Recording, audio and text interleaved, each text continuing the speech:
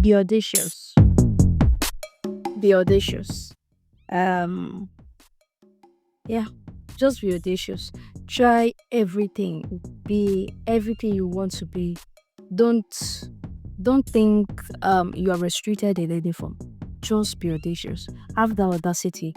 Be fearless. I think that's what I'll tell my 8-year-old self. Love yourself more, trust yourself more, keep reading, read more. You love reading, so keep reading more.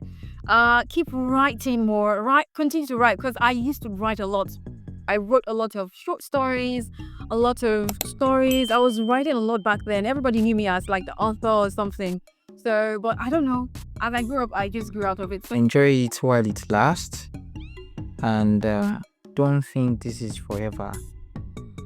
Childhood is the only time I feel in human circle that we should really cherish, because it's the only time that we experience real happiness, because we were all innocent and we were just having fun.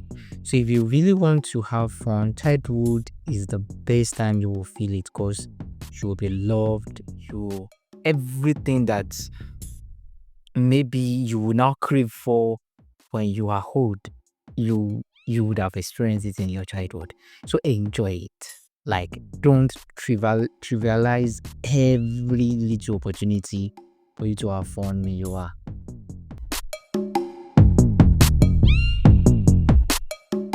I would say serious, fun, and with a lot of books. Yes, because anybody who knew me knew I was always fixated on books. I was always reading. Was when I was reading David Copperfield's, books. I was reading, like, my dad had lots of novels in the house, so I was always I would not eat because I was always reading. I love those books. I love fiction so much. Till now, I still love fiction. So I was always reading fiction back then. Quiet. I'll say dramatic, and I think I'll say I'll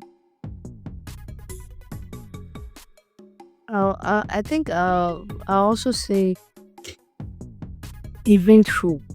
The first word is cultured, and because I was raised by a disciplinarian, my mother was so disciplined, and we were cultured to respect people, whether you are older than them or they are older than you, like elders or not.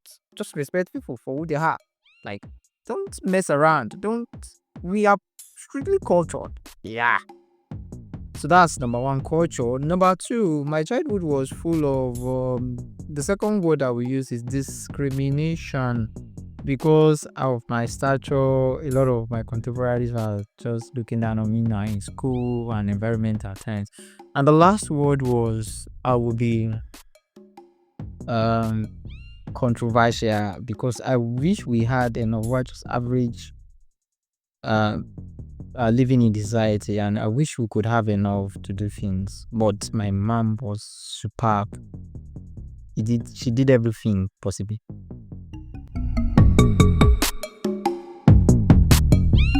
I started feeling like a woman. I started getting hormonal changes, right? The event that made me realize that my childhood was ending was when I graduated from secondary school. At that point, I knew that I think I'm transiting from one stage to another. So that's just it. Simple.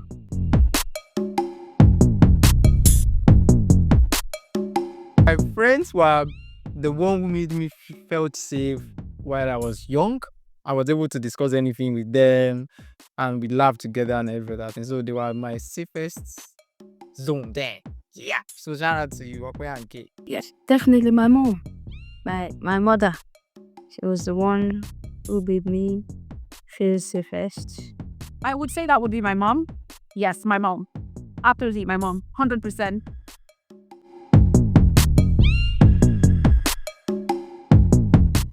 Okay, so a particular tradition from childhood. I don't think we had one particular tradition whilst growing up. I'm thinking about it, but I think the only one that sticks to mind right now would be traveling with my mom to her village when I was much younger. Yes, myself and my siblings, we went a couple of times.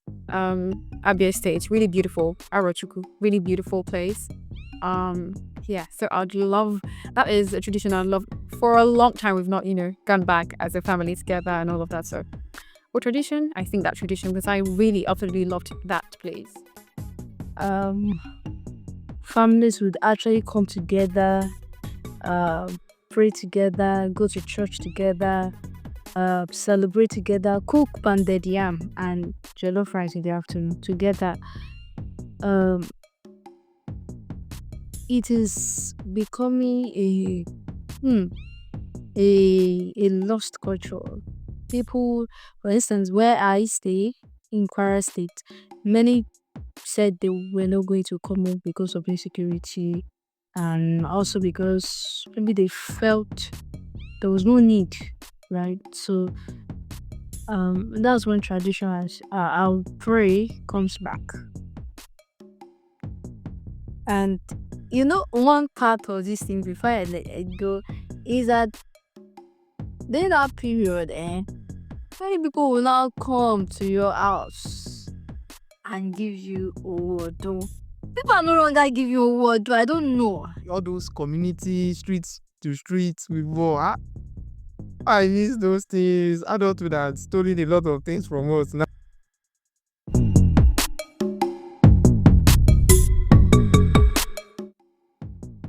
All right, so something that I think kids used to do back then that changes that have happened would be, back then kids were always outdoors, right? But right now kids are always indoors with their phones. We're in the tech age, so everybody's with their phones. Not just kids alone, adults. Everybody's always consumed with their phones. So back then kids were always playing outside. They would play football. You see kids, and you'd hardly see kids who were obese back then, right? Because they were always active. The girls would go out to play with their friends. The boys would, hang out for football exercises, football activities, and all of that. But right now, kids are no longer active as they ought to be. Most of the time, they are with their phones, laptops, iPads, everything. They're not active. So I think it's something that we need to bring back, like community. And then another thing again was community. Kids were always we're always with friends, loved ones, family members, everybody together. But right now, especially with Jackpot and whatnot, everybody's traveling. So you don't even know your cousins. You've never seen them before. Little kids have never seen their cousins before. They've never seen, this auntie, that uncle and whatnot. So essentially, I think community and you know, that culture of being outdoors, of being active for kids is something that needs to come back. number one is culture. When we're talking about culture, okay, let me list different things that I think actually shape the societies. Culture, religion, and education. For me, these three things are very most and they are very important. And today we realize that people have disregarded culture, religion, and education. Today, education does not mean anything to anybody like how it used to be it in the millennials. Yeah, we the millennials, education was everything. I remember I personally with my friends we trek to the library to read at one point, like with even bedroom sleepers. Oh, we trek to library to read at one point. Education was like everything for us.